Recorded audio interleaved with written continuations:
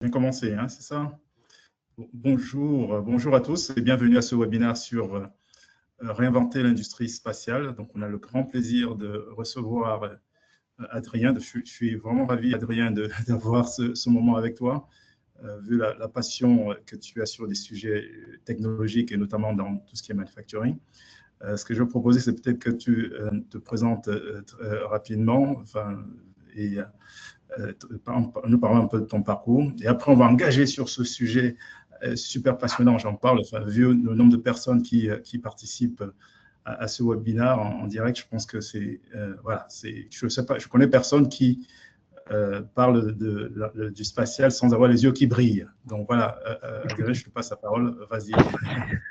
On va essayer de transmettre cette passion. Je te remercie, Alain. Je m'appelle Adrien Sigetti, je travaille chez Dassault Systèmes dans l'équipe de stratégie. J'ai un parcours de 25 ans dans l'industrie, en tant qu'ingénieur, dans les télécoms, et puis aussi beaucoup d'années passées à faire du business et du software dans l'industrie. Et en particulier, depuis quelques années, je m'occupe des PME industrielles. C'est un sujet encore plus passionnant parce qu'il y a un vrai enjeu de digitalisation dans les PME pour retisser des tissus industriels qui sont un peu lâches dans nos pays en ce moment. Parce qu'on pense souvent aux grands champions, on va en parler aujourd'hui, mais il y a aussi toutes les startups et toutes les PME auxquelles il faut penser. Voilà. OK. Ça te va comme introduction? Oui, oui, enfin, surtout que tu participes à notre formation Masterclass et tu interviens surtout, hein, Oui. Masterclass Industrie 4.0 depuis quelques années. Donc, on a le plaisir de pouvoir proposer cette formation voilà, qui s'installe aujourd'hui comme un standard dans le domaine français. Parlant toujours de la formation, je vais peut-être laisser Marie-Christine dire un mot et peut-être se présenter. Ah, on t'entend pas, Marie-Christine, tu es en mute. Remets ton micro, s'il te plaît. Hop, ça y est. Oui, tout à fait. Bonjour, bonjour à tous et à toutes. Donc moi, je suis Marie-Christine Lebrun et je suis chargée d'affaires chez Centrale Supélec XZ. Et effectivement, j'ai pour responsabilité d'organiser au niveau du back-office la masterclass Industrie 4.0 auquel participent Alain et Adrien. Et voilà, et nous sommes effectivement ravis de vous accueillir sur ce webinaire qui va porter plus particulièrement sur l'industrie spatiale. Et je vais laisser la parole à Adrien pour démarrer. Okay. Très bien. Ben, en deux mots, je sais que j'ai l'habitude de ces webinaires, donc je suis Alain Patchon quand même. Je suis responsable de la formation Masterclass Industrie 4.0. C'est à ce titre que je suis là, mais je suis également dirigeant d'une entreprise qui s'appelle Diligence. Donc, Adrien, on va te laisser effectivement, comme l'a suggéré Marie-Christine, lancer le webinaire. Donc, sur ce sujet, je le disais tantôt, qui est très passionnant. On parle de l'industrie du spatial qui est en pleine ébullition, okay, dû à un environnement en pleine mutation également. Et donc, cette mutation, ce sont les méga tendances okay, qui existent. Mais il y a surtout un acteur qui est Elon Musk, okay, qu'on a connu dans des domaines comme l'automobile et qui aujourd'hui est très actif sur le domaine spatial. Okay. Donc, tout récemment, on a entendu il a d'ailleurs fusionné xAI, dans son entreprise, et SpaceX. Et donc, tout ça il va pouvoir rentrer en bourse, on dit en général autour de l'été. Et donc, comme dans tous les domaines qui touchent, il y a beaucoup d'ébullition, il y a beaucoup de choses qui se passent. Donc, voilà, je te laisse introduire et nous en parler un peu, Adrien. Je te remercie. On va en parler tu ne m'avais pas prévenu de ça, mais on va en parler de xAI et essayer de comprendre pourquoi ils ont fait ce rapprochement. Et puis, enfin, je vais commencer par un premier slide pour introduire le sujet. Le sujet de SpaceX, il est fondamental. Il y a 20 ans, si vous aviez demandé à quelqu'un dans le spatial de décrire ce qui l'empêchait de dormir la nuit, il vous aurait dit j'ai passé 10 ans à inventer et construire un satellite et il part demain, et si le lancement échoue, j'ai 10 ans de ma vie qui sont effacés. Leur objectif, c'était vraiment de lancer. Ils passaient 10 ans à préparer un lancement, et s'ils loupaient, c'était une catastrophe. Aujourd'hui, dans le monde du spatial, grâce à Elon Musk, le lancement n'est qu'un début. et la vie du satellite continue pendant longtemps et on peut changer les choses à distance. Et on est en train de vivre une révolution que Elon Musk a amenée qui vient du logiciel. C'est-à-dire que c'est un... Je vais vous montrer un slide sur SpaceX. Ce qu'ils font, que je vais vous présenter rapidement, c'est qu'ils ont amené la culture du logiciel, la culture californienne de la Silicon Valley dans le monde du spatial. Et donc, ils ont introduit un certain nombre de concepts qui sont plus des concepts de software que des concepts de hardware. Il y en a 3 qui sont mis en avant ici dans ce slide. Oui.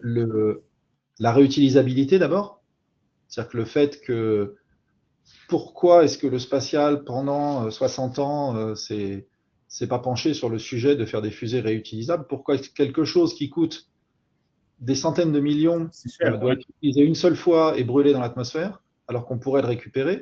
Au début, on lui a rionné quand il a commencé à le faire et finalement, il a prouvé que c'était faisable et maintenant les autres le suivent. Le deuxième sujet qu'il a monté, c'est l'intégration verticale. C'est-à-dire que les sujets du spatial étaient avant tout des sujets politiques. Lui, il en a fait des sujets commerciaux.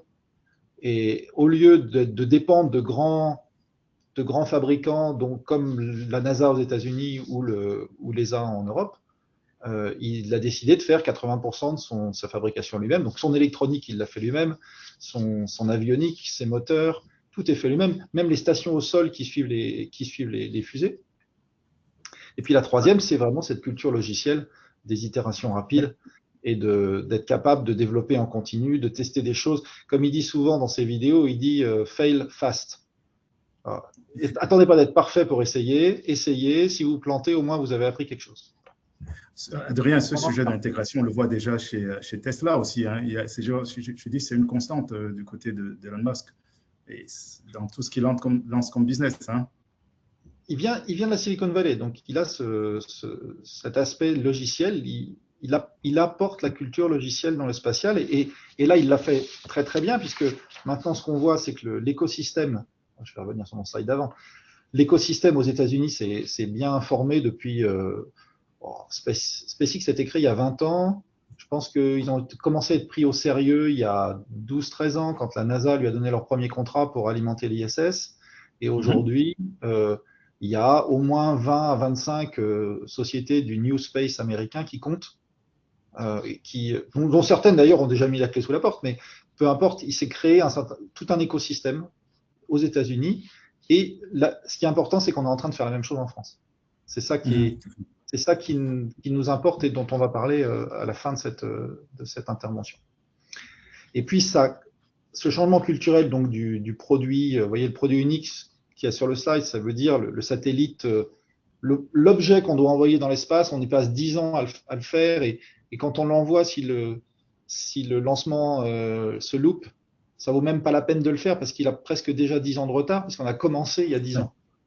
On passe de ça à une culture logicielle où on a une plateforme évolutive et ce qu'on envoie dans l'espace sont des éléments de la plateforme et on peut les piloter à distance et on gère leur vie, tout leur cycle de vie. Cette fois-ci, le lancement n'est qu'un début, si vous voyez ce que je veux dire. Ouais. Est-ce qu'on peut aussi dire qu'il y a un résultat, hein, on le voyait sur le slide précédent, hein, en termes du kilo lancé, hein, qui chute drastiquement. Enfin, je vois tout en bas de la slide là. Donc c'est du concret en fait au final, ça se traduit sur le coût en fait. Hein. C'est pour ça que quand je dis qu'on passe d'une réflexion politique à une réflexion commerciale, c'est ça qui drive en fait, c'est que l'accès à l'espace il est à ce prix et finalement ça a révélé un marché qui n'existait pas avant, c'est-à-dire qu'aujourd'hui on va pouvoir faire des lancements de satellites à des coûts tellement faibles qu'on intéresse des entreprises qui sinon s'y seraient jamais intéressées. Donc ça crée un marché. Ça révèle un marché. Et ça va même plus loin d'ailleurs. Il a été divisé par 10 à peu près avec Falcon 9, mais qu'il vise encore de le rediviser par 10 dans la suite. Et juste un point, André, c'est ça qui rend possible, au début je parle de XAI, cette idée un peu, je veux dire folle d'Elon Musk d'installer des data centers dans l'espace. Parce qu'il faut transporter la matière. Et si on peut, c'est cher de transporter, ce ne sera pas possible. Et là, en baissant le coût au kilo, ça rend le projet faisable, ça baisse la barrière à l'entrée de ce projet. Oui, alors je compte en parler un peu plus tard, mais on peut le dire maintenant. Ce qui est important avec XAI, c'est qu'en fait, euh, on a un peu le même sujet dans les usines avec faut-il mettre dans le cloud toutes les données des usines? Là, on est un petit peu pareil. Toutes les données que le satellite capte, est-ce que ça vaut la peine de les renvoyer sur Terre? Ou est-ce que le satellite peut les traiter en local? Quand on fait de l'observation de la Terre, par exemple, pour des raisons diverses, ça peut être écologique comme militaire, le satellite n'a pas forcément besoin d'envoyer tout ce qu'il capte sur Terre pour que ce soit analysé sur Terre. Donc mettre de l'AI dans le satellite, ça permet aussi de détecter ce qui est important, ce qui est intéressant, et de ne renvoyer sur Terre que ce qui a vraiment de la valeur. Et ça va permettre de tenir des débits beaucoup plus importants, à commencer par des conversations téléphoniques ou des appels vidéo sur Starlink. Et donc, de manière générale, favoriser encore le coût, faire baisser le coût de ces services et améliorer, accélérer leur adoption. Et, Je pense que finalement, c'est le nerf de la guerre. Oui, oui. Et finalement, comment arrive la miniaturisation dans cette démarche, dans cette transformation, Adrien? On va l'amener petit à petit, si tu veux bien. Donc, on va passer à la première partie qui est pourquoi le marché est en pleine ébullition. La miniaturisation, elle vient du fait que les satellites qu'on va envoyer sont les satellites qu'on appelle off-the-shelf, commercial off-the-shelf ou COTS, qui, au lieu d'être un gros machin comme à gauche qu'on en envoyait avant, sont des petits satellites. Alors, on parle de nanosatellites quand ils pèsent moins de 10 kg ou de microsatellites quand ils font entre 10 et 100 kg. Ça permet d'avoir des très faibles coûts parce qu'un nanosatellite, la plus petite unité d'une nanosatellite, ça coûte quelques milliers d'euros à fabriquer. Vous voyez, si en plus, après, on met le coût du lancement qui baisse à quelques milliers d'euros aussi par kilo, pour 10 000 ou 20 000 euros, vous pouvez déjà envoyer un petit truc dans l'espace. C'est 100 ou 1000 fois moins cher que ce qu'on faisait il y a 20 ans. Donc ça ouvre tout un marché. Et le renouveau des lanceurs, il vient du fait que, je vais peut-être commencer d'abord par expliquer ce que c'est que l'orbite basse. Donc ce slide-là n'est pas forcément très bien fait, mais vous voyez, il y a trois cercles autour de la Terre. Il y a ce qu'on appelle l'orbite basse, ou LEO. C'est ça le marché qui est en train de se créer. Quand tout le monde se plaint, alors je fais juste un petit aparté, on ne va pas parler trop aujourd'hui de la pollution lumineuse que créent ces satellites ou du danger. Enfin, dire qu'il y a un côté négatif dans le fait d'envoyer beaucoup de satellites. On le sait et on va en parler à la fin. On va gérer la vie et la fin de vie de ces satellites intelligemment. Il y a des startups en France qui sont lancées sur ce sujet-là spécifiquement. Mais donc, si on met de côté le côté négatif et qu'on regarde que le côté excitant, en orbite basse, on peut faire passer des satellites au-dessus de vos têtes, mais il en faut beaucoup parce qu'en fait, ils passent très vite. Vous savez, vous vous souvenez de vos cours de physique, plus c'est bas, plus ça tourne vite. Donc, ça passe au-dessus de votre tête en moins d'une minute. Donc, il en faut un toutes les minutes qui se relaye pour assurer le signal. Donc, ça, c'est l'orbite basse. Et sur ces orbites-là, on va mettre de la communication comme Starlink ou d'autres satellites. Tous les petits satellites dont on va parler, ils sont plutôt sur cette orbite-là, qui était peu utilisée jusqu'à maintenant. Ensuite, il y a l'orbite médium, MEO, qui est l'orbite où on va mettre plutôt du GPS, et l'orbite tout en haut, géostationnaire, GEO, qui est, elle, la plus connue parce que c'est là qu'on a tous les satellites télécoms et tous les satellites d'observation de la Terre, ce qu'on a lancé depuis 50 ans. Voilà. Donc, tout un marché se crée avec des besoins qui explosent d'observation de la Terre, de connectivité à haut débit. L'intérêt de la low orbit, c'est la latence. Parce que comme on est beaucoup plus près de la Terre, on a un temps de latence qui est bien moins. Donc, pour faire du réseau, c'est carrément génial. Et maintenant, en plus, les constellations se parlent de satellite à satellite. Donc, vous avez un très bon débit parce que vous arrivez à monter assez vite un satellite au-dessus de vous qui lui-même parle avec les satellites qui sont à la même hauteur que lui et qui redescend où vous voulez. Donc la latence est vraiment un sujet qui a été beaucoup travaillé par Elon Musk et qui maintenant est très, très abouti. Voilà. Donc tout ça nous amène à une démocratisation, et je reviens sur mon slide ici. Pourquoi on travaille beaucoup sur les micro-lanceurs, les petits lanceurs, qui est en fait le sujet principal de toutes les startups américaines qui sont lancées ces 10 dernières années, et on va voir des startups françaises qui ont commencé à émerger ces dernières années.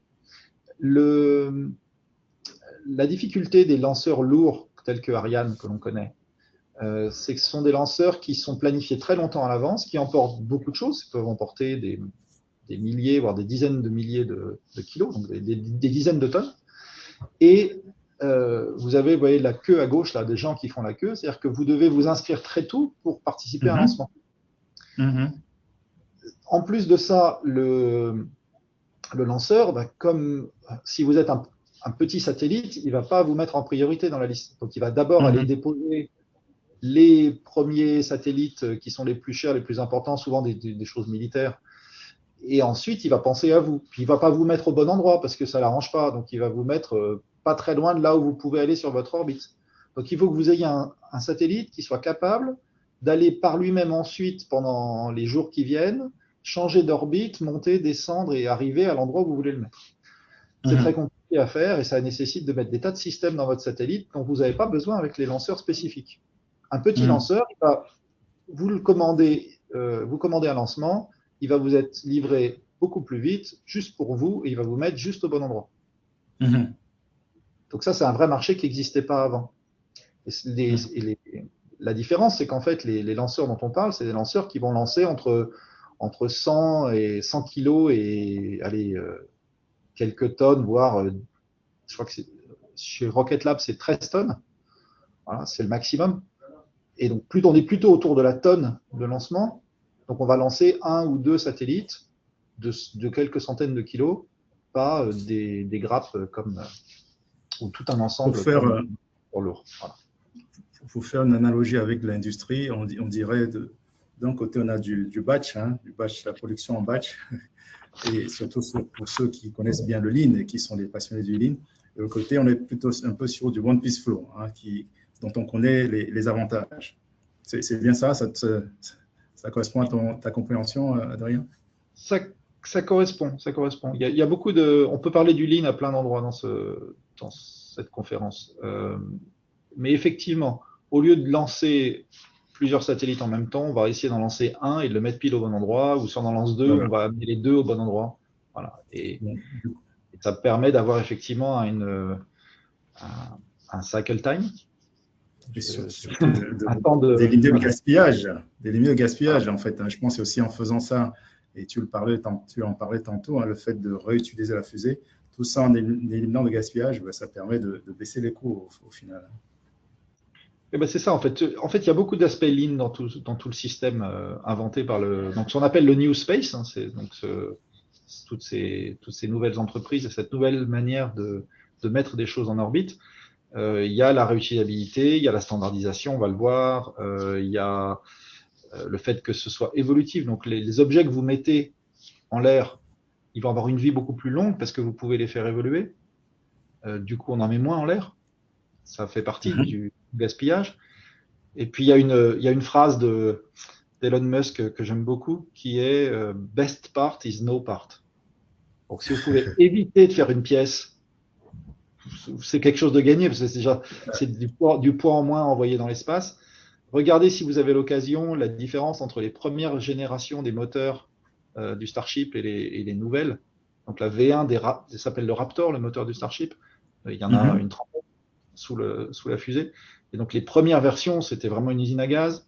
La nouvelle version, la V3, qui est en train d'être préparée pour les prochains lancements, elle est absolument magnifique. Et il y a 10 à 50 fois moins de pièces dans le réacteur pour la même chose, voire même pour plus de puissance. Donc, on est dans le livre sur plein de sujets. On retrouve aussi, pour faire de l'analogie avec l'automobile, Tesla, c'est aussi pareil. Il essaie d'avoir des approches similaires. Je pense qu'il a appliqué du côté de Tesla et il s'est rendu compte que ça marchait bien. Et donc, il refait un peu la même chose du côté de SpaceX également. Mais si j'ai bien compris aussi, il y a quelque chose, je pense, un point qui te passionne également, qui est le software defined, qui a transformé toute cette industrie et qui peut être applicable à d'autres systèmes. Alors, tu viens de nous expliquer rapidement de quoi on parle. Qu'est-ce que c'est, Adrien? Donc, effectivement, ça fait 2 fois que tu essaies de me lancer sur Tesla. Je ne suis pas tout à fait au point. Je ne vais pas oser en parler beaucoup. Mais ce qui est sûr, c'est que dans le domaine du véhicule électrique, on a la même chose, la même approche qui transforme considérablement la donne d'un passage presque une religion de l'objet, du hardware, à une approche logicielle où l'objet n'est que ce qui porte finalement le logiciel et l'expérience de l'utilisateur et les services. C'est exactement comme avec votre iPhone ou votre téléphone, si c'est une autre marque. Désolé, je ne voulais pas citer de marque.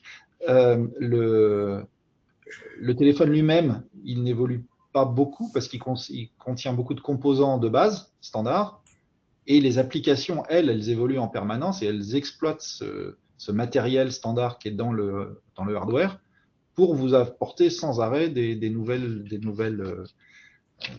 expériences, des nouvelles propositions de valeur. Le spatial ou l'automobile électrique, c'est exactement pareil. Alors dans l'automobile électrique, vous pouvez vous réveiller un matin, vous allumez votre voiture et le logiciel a changé. Et vous savez qu'il y a quelque chose en plus dans la voiture que vous ne saviez pas que vous pouviez faire et hop, c'est reparti. Vous êtes à nouveau super excité parce que vous pouvez tester un truc. Si vous êtes comme moi un peu geek, vous pouvez tester un nouveau truc comme une nouvelle app sur votre téléphone portable. Voilà. Donc le spatial, c'est pareil. L'idée, c'est d'aller au-delà du matériel et de créer des architectures qu'on va pouvoir faire évoluer dans le temps, enfin des architectures qui vont permettre de faire évoluer dans le temps le logiciel embarqué dans le satellite. Donc il y a bien deux choses, Adrien, juste pour préciser, donc il y a bien effectivement cette dimension software, mais ça doit aussi correspondre à un certain hardware. C'est bien cela. Le hardware est conçu pour pouvoir faire du software, excusez-moi, le terme m'échappe, du software over the air. D'accord. Dans le domaine automobile, on parle de SOTA, Software over the air, c'est-à-dire la capacité à mettre à jour votre voiture à distance. Je ne pense pas que ce soit le même terme qui soit utilisé dans le spatial, mais c'est la même chose. C'est-à-dire que vous pouvez vouloir reprogrammer. Regardez, quand vous regardez les missions d'exploration martienne, des choses comme ça, les gens vous disent sans arrêt on a perdu le contact, il y a telle antenne qui s'est mal orientée, mais on a pu renvoyer un logiciel, on a mis à jour le logiciel et on a réussi à reprendre le contrôle.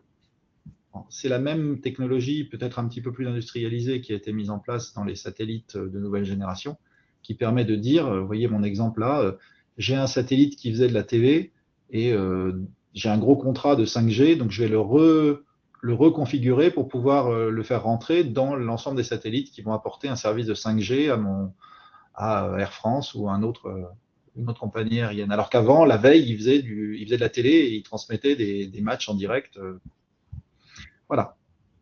Voilà l'idée.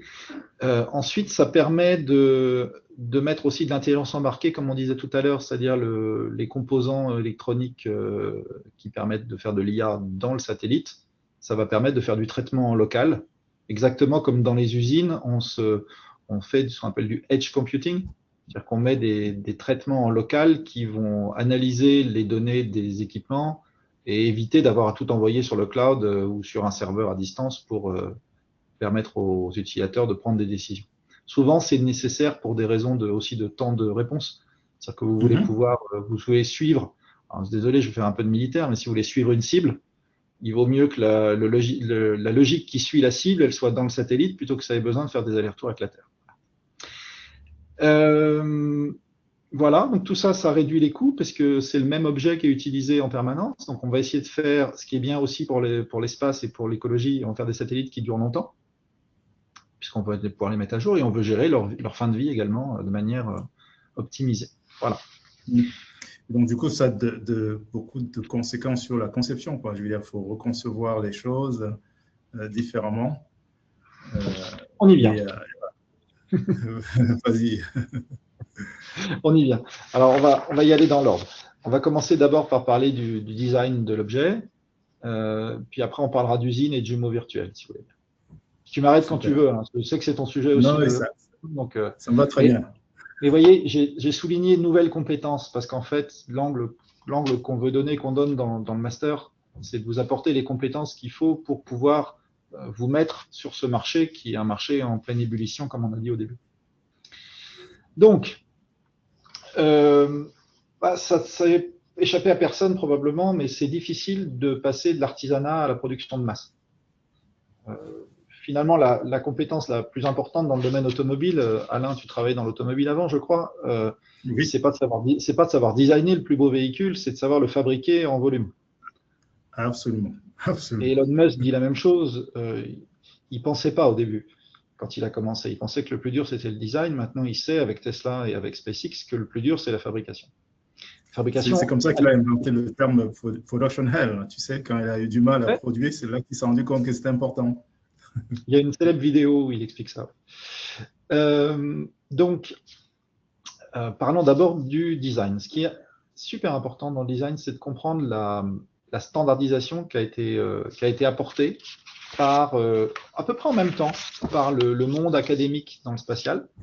Donc, au même moment que SpaceX se lançait en Californie dans les années 2001 à 2010, à côté de Los Angeles, dans ce coin-là, les universitaires se mettaient à imaginer des satellites standards, tout petits, qu'on appelle des CubeSats. Et ils ont petit à petit mis au point un modèle générique qui permet de faire voler à peu près toutes les fonctions de base d'un satellite dans un cube de 10 cm sur 10 qui pèse 1 kg. Donc ce CubeSat, en fait, ça devient l'unité de base dans le satellite. Donc on est super standard et modulaire. Et ça va amener à réfléchir différemment à la manière dont on faisait avant. Avant, quand on concevait un satellite, on partait à peu près de zéro et on fabriquait son modèle de A à Z. Aujourd'hui, on est plus dans la logique du Arduino. Pour ceux qui connaissent un peu l'électronique, dans le Arduino, vous avez des composants de base et vous les assemblez. Enfin, un peu comme un Lego, si vous connaissez pas Arduino. Donc le CubeSat, ça a 20 ans aussi. Il y a plein de versions différentes, mais c'est même complètement open source. C'est-à-dire que vous pouvez télécharger les plans et les faire fabriquer ou même acheter des kits standards. Pour quelques milliers d'euros, vous pouvez vous faire livrer de quoi faire. Dans une école, vous pouvez lancer un club qui fait un satellite qui sera vraiment lancé. C'est quelques milliers d'euros. En fait, j'ai même vu, ça fait déjà longtemps que ça existe, des écoles, des lycées qui sont lancés en faisant des funsats, en fait. C'est-à-dire quand tu prends ton iPhone, tu ne voulais pas citer de marque tout à l'heure, là, tu as largement tout ce qu'il te faut pour pouvoir construire un satellite rapidement autour. Alors ça, je n'ai pas vu, mais ça m'intéresse. Bon, vous pouvez acheter le kit pour faire un CubeSat et vous pouvez mettre dedans des fonctions. Alors, il y a des petites fonctions de base qui sont les fonctions de propulsion pour maintenir sa place en orbite. Donc, il faut être capable de se localiser et de bouger un petit peu. Mais à part ça, il y a des fonctions à l'intérieur du CubeSat d'observation, de communication et maintenant de calcul. Alors, quand on va sur le Starlink, on n'est plus dans le nanosatellite. On est même plus dans le micro. On est au-delà de 100 kg, donc on est dans les satellites un petit peu plus gros. Ça doit faire à peu près 200 à 300 kg. Je crois que les anciens faisaient entre 100 et 200 et les nouveaux Starlink font à peu près 300. Et ça permet surtout donc une modularité. Donc, ce que je voulais dire, c'est que dans l'ingénierie produit, ce qui va être important comme compétence, c'est les compétences de design de système. Donc l'ingénierie système, vraiment la compétence clé pour aller mettre au point les bonnes exigences et être capable de les remplir avec des fonctions standards, avec des objets standards ou des composants standards pour pas réinventer la roue quand c'est possible et réduire le coût, rendre abordable le coût de ces satellites. Ça, c'est le premier sujet pour l'ingénierie, première compétence. La deuxième, là, cette fois-ci, on va parler de l'usine. C'est qu'il y a un levier majeur à apporter avec la fabrication additive. Et ça, Elon Musk l'a très bien compris. Donc, le nouveau réacteur, le Raptor 3, par exemple, la V3 du Raptor, qu'on a dans le Starlink, et je crois qu'on a divisé par 2 le nombre de pièces parce que les pièces sont fabriquées d'une manière qui serait impossible de fabriquer autrement qu'en impression 3D et combinent un grand nombre de fonctions. Ça existe dans le satellite, ça existe. Il y a des petits démonstrateurs quand vous achetez une machine d'impression 3D, vous pouvez télécharger des fichiers qui vous montrent comment faire, par exemple, un différentiel. Le différentiel, c'est dans une voiture, c'est ce qui gère le fait de faire tourner les roues à différentes vitesses, en fonction de vous êtes à l'intérieur ou à l'extérieur du virage. C'est une pièce assez compliquée avec des dizaines d'engrenages dedans. En impression 3D, vous pouvez trouver un différentiel miniature à imprimer en plastique qui fait tout en une seule pièce. Vous ne pouvez pas l'ouvrir, mais il fonctionne. C'est pareil ici, vous avez des tuyauteries en métal dans le Raptor qui sont faites avec une double peau ou une triple peau. C'est-à-dire que vous avez trois circuits de circulation intégrés dans un tuyau. Un à l'intérieur, un au milieu, un à l'extérieur. Et ça, c'est impossible à faire autrement qu'en impression 3D. En plus de ça, au tout début de SpaceX, Elon Musk a recruté des gens qui étaient très bons en matériaux. Et donc, ils ont mis au point des matériaux qui permettent de faire des moteurs qui tiennent très bien à la chaleur, la température, et qui survivent longtemps dans l'espace. Et ça, c'était assez antinomique au départ. Il y a 20 ans, on ne savait pas faire des matériaux comme ça. Aujourd'hui, on sait en faire. Et en plus, on sait les faire sous forme d'une poudre qu'on peut utiliser dans une imprimante 3D. Donc, ces moteurs, ils reviennent au sol, ils n'ont pas bougé. La V2 du Raptor, il y a, alors, je dirais une bêtise, il y en a au moins un, mais probablement plus que ça maintenant, qui ont volé plusieurs fois. C'est-à-dire qu'on a récupéré le moteur, on a démonté le moteur, on l'a remis sur un autre, et il fonctionne toujours. On n'est qu'au début, mais l'idée, c'est comme le Falcon, c'est d'avoir un moteur qui dure au moins 15 ou 20 lancements. Excuse-moi. Et peut-être aussi dire, du coup, cette pratique est devenue un peu plus courante dans l'espace. Hein. Je voulais parler de Relativity Space, dont le métier aussi, c'est de pouvoir utiliser la 3D pour construire des parts importantes d'un rocket. Donc ça c'est devenu assez traditionnel, assez commun dans l'industrie, du coup.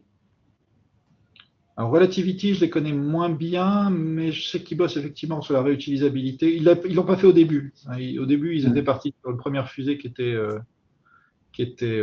à usage unique. Et aujourd'hui, leur nouvelle fusée, Terran R, je crois, est effectivement fabriquée pour être réutilisable. Mais je ne sais pas où ils en sont. D'accord. Ça fait partie de la vingtaine de startups américaines qui ont le vent en poupe actuellement. Mais on va plutôt parler des startups françaises après. Je voudrais avant dire un mot sur le jumeau virtuel, qui est la troisième compétence clé. Ce qui est un sujet passionnant, le jumeau virtuel. Ah. Et alors, j'ai promis de ne pas faire de pub pour Dassault Systèmes, mais là, je n'ai pas pu m'empêcher quand même. C'est quand même un peu notre spécialité. Donc, vous comprenez que vous avez à la fois un satellite qui, une fois qu'il est en l'air, le hardware, on ne peut pas trop le changer, donc il faut réussir bon du premier coup le hardware qu'on met dans le satellite, mais après, il faut le piloter à distance pour être capable de le tenir un jour. Voilà. Donc tout ça nécessite d'avoir, et je pense que c'est quelque chose qui existe depuis toujours dans le spatial, d'avoir une maquette pratiquement à échelle 1 de votre objet pour pouvoir simuler avant de le lancer tout ce qui va pouvoir se passer. Il se trouve que j'ai récemment visité la semaine dernière le campus de la NASA à Houston et on voit tous ces bâtiments différents sur le campus de la NASA dans lequel le Johnson Space Center dans lesquels ils font l'entraînement alors, aux États-Unis ça s'appelle les astronautes dans des conditions proches de l'espace, donc ils vont mettre des maquettes à échelle 1, vous avez des endroits où vous testez le matériel pour vérifier qu'il tient toutes les conditions qu'ils vont avoir dans l'espace. Le jumeau virtuel, c'est un peu la même chose, mais en numérique. Ça permet de faire d'ailleurs beaucoup plus. Vous avez la capacité à imaginer des scénarios différents, et même plusieurs. Hein. Vous pouvez faire tous les scénarios que vous voulez pour vous assurer qu'une fois que ce sera en l'air, vous avez prévu les différentes possibilités et que vous pouvez facilement passer d'une programmation à une autre et vous avez l'entraînement qu'il faut pour gérer ce satellite pendant toute sa vie et notamment sa descente. Le fait qu'à la fin de sa vie, il va falloir vous en débarrasser proprement et pas laisser un cimetière de débris autour de la Terre. Voilà. Donc, il y a un aspect... Oui. Il y a un aspect, effectivement, complexité qui est géré via le jumeau, ce jumeau virtuel, mais également un aspect aussi optimisation, n'est-ce pas? Oui, ça fait partie, évidemment. C'est comme en Formule 1. Vous voulez faire tous les essais d'aérodynamique et vérifier que votre aérodynamique est parfaite. Mhm. Ça, le mieux pour le faire, c'est de faire tous les essais en virtuel avant de les faire en réel. Et en plus, dans le spatial, on n'a pas le droit aux essais réels beaucoup, donc ils coûtent très très cher. Donc autant le faire en virtuel. Donc, ça, c'est une troisième Mhm. compétence. Donc je répète, l'ingénierie système et la modularité, toute la science de l'agilité du manufacturing, mais en particulier l'impression 3D, et la capacité à gérer, à travailler dans le contexte d'un jumeau numérique qui vous permet de partager, de collaborer avec tous les ingénieurs qui travaillent au projet pour couvrir toute la vie du produit, de son idée jusqu'à sa fin de vie. Voilà. Non, mais ce qui est intéressant, et puis on le voit depuis le début de ce webinaire, c'est quand même des allers-retours et comment dire, des similitudes qu'on peut trouver entre ces approches-là et ce qu'on peut trouver, et ce qu'on a dans l'industrie de manière générale. Mais bon, on y reviendra peut-être vers la fin. Mais voilà, ce sont les mêmes sujets, le jumeau virtuel qu'on peut trouver, dont tu viens de parler. On peut le retrouver également dans l'usine, dans tout élément d'innovation où il faut optimiser, il faut aller chercher la bonne solution qui est innovante, qui est optimale. La démarche reste celle-là. On fait un jumeau virtuel. Avec ça, on arrive à élaborer, à essayer d'explorer toutes les options possibles. Et on tombe pile poil, on arrive à tomber pile poil sur l'optimal, ce qui permet de gagner beaucoup d'argent versus utiliser des prototypes réels qui sont absolument coûteux. C'est bien cela, en fait. Hein, il y a bien voilà, cet aller-retour entre les différents types de solutions et différents types de secteurs. Donc là, j'ai entendu ta question sur le jeu de mots virtuel, qui est effectivement un sujet transverse à toute l'industrie. Hein. L'industrie est en train de réinventer énormément de choses. Et on va parler un petit peu du plan France 2030. Le plan France 2030. Oui. Juste pour te lancer, Adrien, est-ce qu'il y a une vraie filière française aujourd'hui structurée, accompagnée? Effectivement, tu veux parler de France 2030, mais est-ce qu'il y a quelque chose qui émerge, qui est une façon de faire à la française? Alors, il n'y en avait pas. Il y a quelques années, il n'y en avait pas. Et ce n'est pas le cas seulement du spatial. Il y a beaucoup d'industries dans lesquelles on n'avait pas d'usine de batterie, on n'avait pas d'usine de. Voilà, il nous manquait plein de choses. Et le plan France 2030 a mis sur la table en 2021 30 milliards, puis à nouveau 20 milliards de plus il y a 2-3 ans, 2 ans plus tard. Le spatial en a une petite partie, 1 à 2%, mais il y a plein d'autres sujets. Les usines de voitures électriques et de batteries en étaient juste un exemple. Donc on a envie en France de refaire de l'industrie. Et on va parler en particulier du sujet du spatial et de l'écosystème des startups du spatial français. Est-ce que mon réseau fonctionne? Est-ce que vous m'entendez à peu près? On t'entend très bien. On ne te voit pas, mais on t'entend. Non, je ne vais pas essayer de remettre la caméra, je suis désolé, comme ça je suis sûr que vous m'entendez bien. Donc, le plan France 2030 a permis de faire émerger un certain nombre de. Alors, je vais passer les slides sur les écosystèmes américains. L'objectif, c'était de développer une offre souveraine d'accès à l'espace, notamment avec des petits satellites, comme on a discuté, et de créer des champions français qui sont à la fois des fabricants de satellites et des fabricants de lanceurs. Sur les 50 milliards du plan, il y en a 1,5 milliard à peu près qui sont dédiés au spatial. Et en 2024, il y a eu le premier appel à projet où 6 des sociétés dont on va parler ont été lauréates. Donc, parmi ces sociétés, vous avez alors la première, Hyperspace, c'est une société qui a une particularité, qui a été assez peu exploitée par les Américains jusqu'à maintenant. Il y a peut-être un concurrent américain, je crois que Virgin a essayé de faire un truc un peu pareil, mais Virgin, bon, on sait ce qu'ils sont devenus, hein, ils ont arrêté. C'est-à-dire que dans les lanceurs, vous avez 2 technologies. Vous avez les réacteurs à poudre et les réacteurs à réaction gazeuse. Si vous regardez par exemple la fusée Ariane, vous avez le centre de la fusée qui est un réservoir avec 2 gaz qui se mélangent comme le Starship. Et vous avez sur les côtés des boosters qui, eux, sont des moteurs à poudre. Ce que fait Hyperspace, c'est qu'en fait, il est un des seuls à exploiter un système qui est hybride, à faire marcher ensemble un moteur à poudre avec un moteur un moteur gazeux. Enfin, je dis gazeux, mais en fait, c'est sous pression, donc c'est liquide. Enfin bon, peu importe. Ce qu'il faut savoir, c'est qu'en fait, la particularité des moteurs à poudre, c'est qu'une fois qu'on les allume, on ne peut plus les arrêter.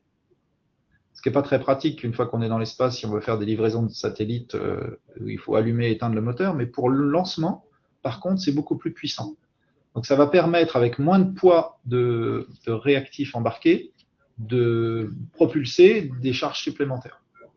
Mais par contre, c'est dur à mettre au point, et c'est là-dessus, c'est sur cette niche-là qu'ils sont lancés, et ils visent un premier vol l'année prochaine. Très bien, extraordinaire. Ensuite, on a Latitude et aussi Sirius que j'ai mis sur le côté. Je ne sais pas pourquoi, excusez-moi, je n'ai pas eu le temps de tous les détailler, qui eux sont des offreurs de micro-lancement. Donc, c'est des lanceurs d'en dessous de 100 kg à peu près, qui ont étudié un certain nombre d'endroits en Europe où on peut avoir des sites pour faire des lancements.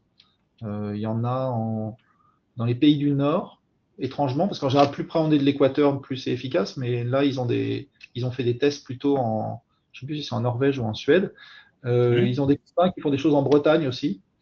Donc on a identifié un certain nombre de sites de lancement en France, et depuis ces sites, sont quand même des endroits assez surveillés, c'est quasi militaire, on peut proposer une offre, ils vont proposer une offre de lancement agile dans les même pas les années, dans les mois qui viennent. Et là, la différence, c'est vraiment la réactivité. C'est-à-dire qu'ils veulent faire des petits lanceurs pour pouvoir offrir des lancements tous les jours. J'ai oublié de citer, mais chez SpaceX, c'est quand même assez extraordinaire. Toutes les semaines, il y a 1, 2, voire 3 lancements de Falcon. C'est le type d'agilité à laquelle on veut arriver avec Latitude et avec Sirius. Ensuite, vous avez alors Maya Space, c'est une filiale du groupe Ariane, c'est un peu une spin-off qui veut rivaliser avec les deux précédents, peut-être un petit peu plus gros. On est dans les 100 à 200 kilos, mais on n'est pas, ça reste du micro-lanceur. Donc eux, ils bénéficient de toute la technologie et de la logistique du groupe Ariane, donc ils ont un petit peu un coup d'avance. Et puis, vous avez 2, 3 autres. Je crois que tu voulais me parler de U-Space, Alain. Moi, je ne les connais pas bien. Oui, absolument. C'est une entreprise qu'on aime bien chez nous du côté de Diligence parce qu'on les a accompagnés dans la création de leur outil de production. Et ce qu'il faut comprendre, c'est qu'il y a un enjeu assez important sur ce genre d'usine parce qu'il faut à la fois assurer ce qu'on appelle des précurseurs et des récurrents. En fait, les récurrents qui vont appartenir à des constellations.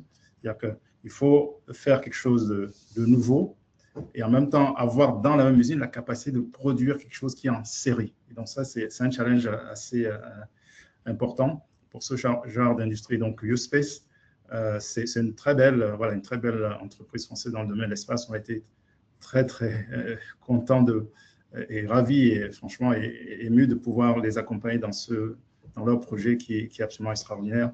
Et se dire qu'il y a une entreprise française qui le met en place, c'est vraiment extraordinaire.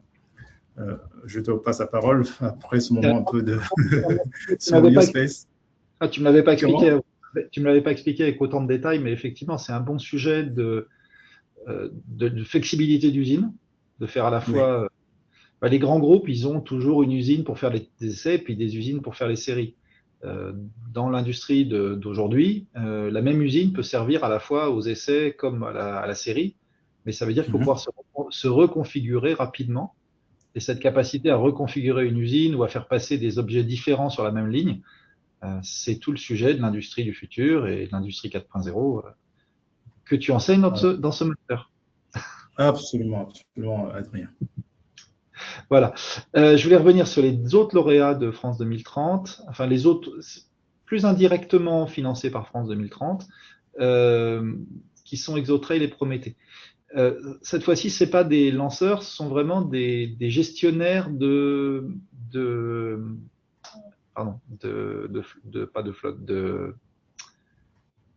constellations. Pardon. Donc, Exotrail, ils ont une offre qui va être capable de gérer la constellation d'un client. Donc, ils vont avoir des petits objets qui vont pouvoir venir pousser vos satellites pour les mettre dans une orbite un peu plus haute, ou bien les désorbiter proprement. Donc, on est vraiment dans le sujet, par exemple, de la fin de vie des satellites et de la bonne gestion de sa constellation. On sait que les satellites d'Elon Musk, les Starlink, tous les mois, il y en a quelques-uns qui retombent. Et jusqu'à maintenant, c'était pas très bien géré. Ils s'en étaient pas beaucoup occupés. Mais il va falloir qu'ils s'en occupent de plus en plus parce que ça devient très dur au sol de gérer tous les débris spatiaux. Heureusement, là, on est sur une orbite où il n'y a pas des choses vitales, des satellites qui sont plutôt dans les orbites hautes. Mais il va falloir gérer tous les débris. Et un débris à haute vitesse, on parle quand même de choses qui vont à 20-30 000 km/h. Mètres secondes, excusez-moi, je suis en mètres secondes, 20 à 30 000 mètres secondes. Il faut quand même se méfier de l'énergie cinétique de ces objets-là, même si c'est une toute petite vis. Voilà. Donc, ExoTrail, pour gérer les constellations, et Prométhée, qui proposera une constellation réutilisable. Enfin, vous pouvez mettre vos applis dans leur constellation. Vous n'avez pas besoin de lancer votre propre satellite. Tu avais une petite question purement logistique. Là, je vois que le temps avance. Pour laisser un peu de temps aux questions, il va falloir qu'on accélère un tout petit peu. Je peux retourner la parole, vas-y. Surtout qu'il y a un sujet passionnant qui arrive, en fait, sur tout ce qui est la formation. Et avec deux sujets, deux points vraiment que je trouve aussi passionnants, en fait, l'approche système dans l'hybridation des compétences, et puis le fameux sujet de la souveraineté, que ce soit de la souveraineté sociétale, sociale, parce qu'on sait faire des choses nous-mêmes, ou alors tout simplement la souveraineté du point de vue de la défense. J'espère que... Ouais. Je vais me remettre en caméra pour la conclusion, en espérant que ça fonctionne. Des choses à dire pour les gens qui nous écoutent. J'espère qu'on a réussi à vous transmettre un peu notre passion et surtout le fait que ce plan et surtout ces startups qui sont lauréats du plan en France vont nous permettre, en plus de créer un marché important pour l'emploi, pour ceux qui veulent se lancer dans cette carrière-là, elles vont permettre à la France d'être fière, de réaliser des choses du même niveau de complexité que ce qu'on fait aux États-Unis. Pour l'instant, on dispose que d'1 milliard, 1,5 milliard. C'est tout juste le financement qu'avait mis Elon Musk au début de SpaceX, mais c'est que le début. Et si c'est lauréat, là, il y en a un peu plus. Il y en a dans le spatial, je crois que c'est une vingtaine en tout, si on prend tous les sujets. Si ces lauréats transforment bien l'essai, si au moins la moitié d'entre eux sont suivis par aussi bien que les SpaceX, je pense qu'il y aura d'autres financements derrière, à la fois privés et publics, pour aller plus loin. Donc la souveraineté est à ce prix. On sait qu'en ce moment, bon, je n'ai pas beaucoup parlé exprès des sujets de défense, mais donc dans le spatial, il y a quand même beaucoup de financements et d'applications qui sont des applications de défense. Un sujet qui en ce moment a plutôt le vent en poupe pour de bonnes raisons. Et sinon sur les compétences, allons-y sur les compétences. Oui, les compétences. On va résumer. Passionnant. On va résumer en 3 points. Je ne sais plus si j'ai un slide en plus. Excusez-moi une seconde. Oui, je pense qu'il y en a un sur les compétences. Donc, la première, on va dire, la pensée système, c'est à la fois pour l'ingénieur produit et pour l'ingénierie process, d'être dans la modularité et l'agilité. C'est capable de prendre des composants standards, de les assembler, d'imaginer comment on peut faire une solution à un nouveau problème avec des composants standards, et dans le domaine de la production, être capable de faire ce que Elon Musk appelait, je disais tout à l'heure, du fail fast. Sur le Starship, vous pouvez suivre sur YouTube les chaînes qui suivent le Starship, c'est assez rigolo à suivre. C'est du spectacle scientifique. Toutes les semaines, vous avez des nouveautés, des tests grandeur nature et des choses qui explosent. C'est un soap opéra fantastique à suivre. Donc ça, c'est l'aspect système et agilité. Je pense qu'après, il y a le numérique qu'il faut mentionner. Tu voulais faire une remarque? Tout à fait. Non, juste rapidement dire que ça va être clé, en fait. Et je veux toujours faire ces allers-retours entre le spatial et l'industrie de manière générale. On va aussi faire des besoins de gens qui ont ces approches système en termes d'ingénieurs, parce que c'est cette complexité qui se déploie dans le secteur industriel également. Et on a besoin aussi toujours de cette approche système. Voilà. Je vais faire le parallèle avec le logiciel, encore une fois. Aujourd'hui, quand on développe un logiciel, on s'appuie sur des couches existantes qui font toutes les fonctions standards. On réinvente pas. Alors, il y a des Tout gens à qui fait, savent ouais. inventer des nouveaux langages régulièrement, mais les librairies de base qu'on utilise sont écrites et sont réutilisées. On ne va pas s'amuser à les réécrire à chaque fois. L'approche est la même et il faut une pensée système pour avoir cette approche-là dans le hardware. Au lieu de réinventer le hardware, utiliser des composants qui existent. Ça s'étend ensuite aux méthodes. C'est-à-dire que dans le logiciel, vous développez de manière agile et l'idée est d'apprendre à développer de manière agile du hardware également et des systèmes complets. Donc l'agilité, elle va venir à deux niveaux. Dans la manière d'imaginer l'objet, on va pouvoir faire plein de scénarios différents et jusqu'au dernier moment ou presque faire des choix de design et comprendre leur impact sur les autres parties du design. Et puis une deuxième endroit, c'est qu'on va concevoir l'objet pour qu'il puisse être lui-même flexible, agile, remodifiable, reconfigurable et avoir une vie plus longue. Absolument. Comme dans le logiciel, exactement pareil.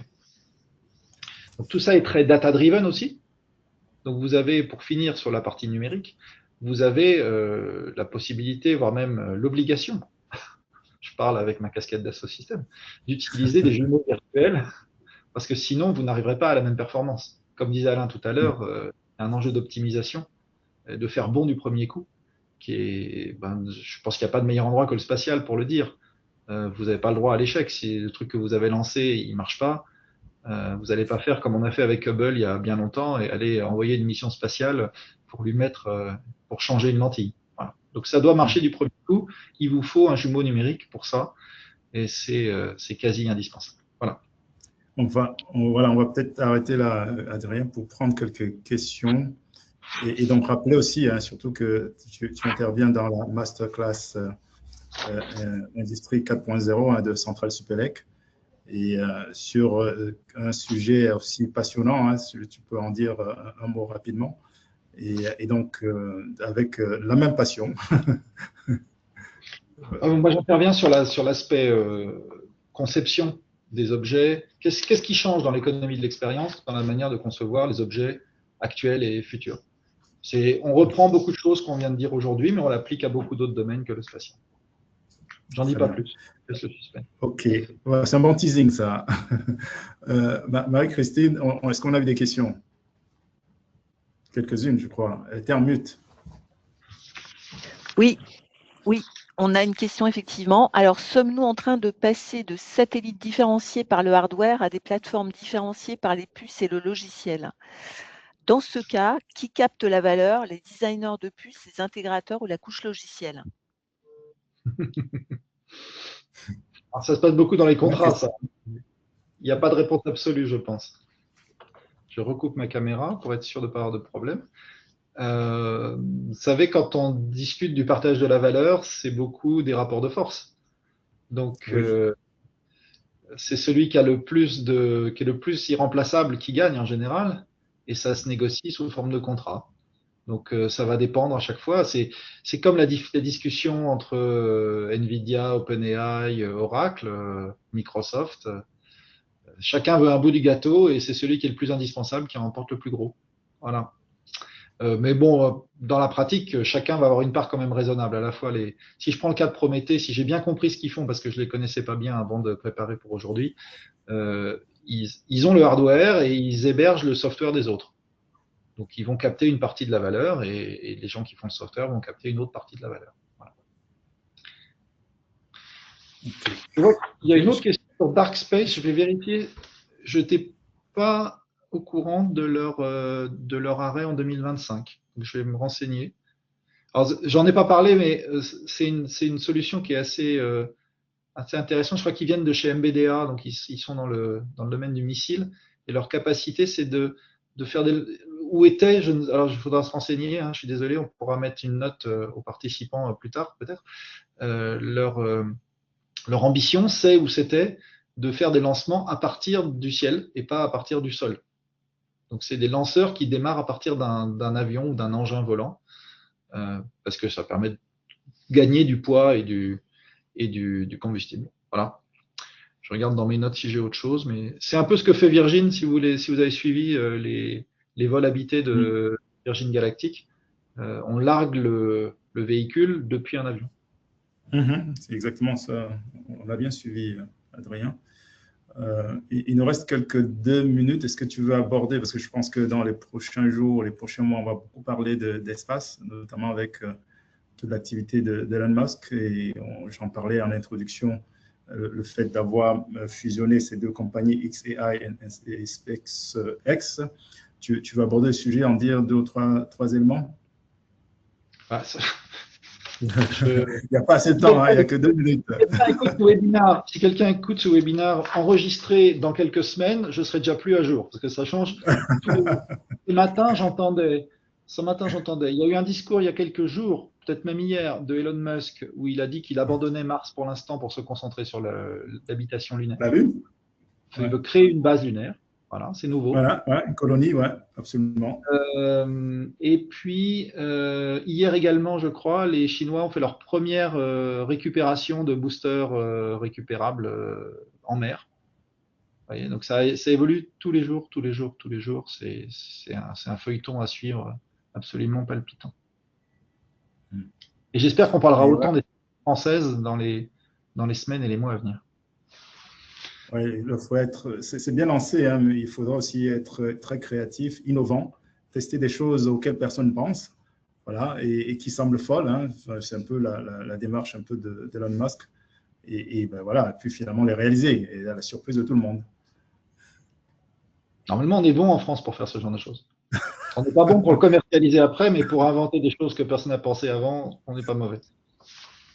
Donc ça tient qu'à vous, il y a une opportunité de marché et donc il y a besoin de gens avec des bonnes compétences. J'espère que vous avez apprécié les différents exemples qu'on vous a donnés et que ça vous a donné envie de participer à cette aventure. Très bien, très bien. Donc là, ça commence, voilà, on va bientôt atteindre la fin. Donc je vais te remercier, Adrien, pour ce moment de partage sur un sujet très passionnant. Je pense qu'on peut en parler pendant des heures et des heures. Voilà. Et surtout aussi faire le lien avec d'autres secteurs, l'innovation, les startups de manière générale, en fait, pas simplement dans l'espace. Ces thèmes, ces concepts que tu viens de développer sont également valables ailleurs. Et donc, je souligne le fait que tu interviens effectivement dans la formation Masterclass Industrie 4.0, dont on peut voir quelques modules qui sont affichés devant nous.